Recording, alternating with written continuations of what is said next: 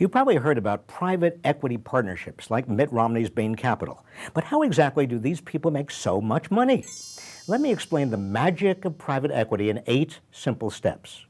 Step 1. Partners in private equity firms don't risk their own money. They get other people to give them money to invest.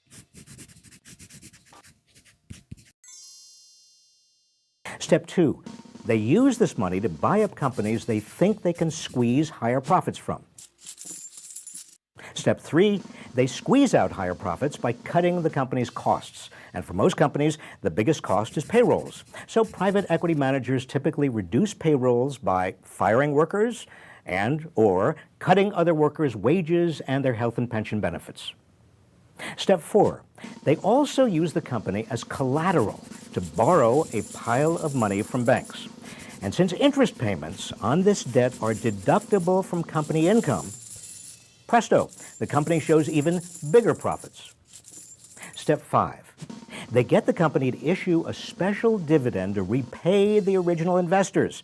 So now everything else is gravy. Step 6, then they sell the company for much more than they bought it for because, hey, it's more profitable.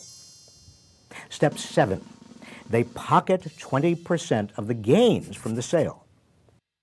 And finally, Step 8, because the tax law treats these earnings as capital gains, they pay only a 15% tax on them. This is a sham because the justification for lower capital gains taxes is investors supposedly risk their own money, and yet private equity managers haven't risked a dime. Worse yet, you and I and other taxpayers subsidize all this. When they fire workers, who has to pay more for unemployment benefits? We do.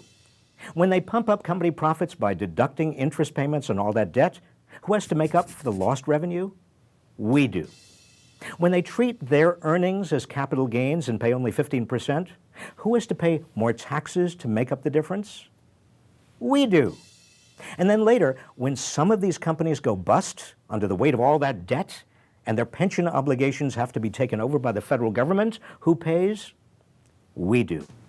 You see, the magic of private equity is really a magic trick, and it's played on you and me.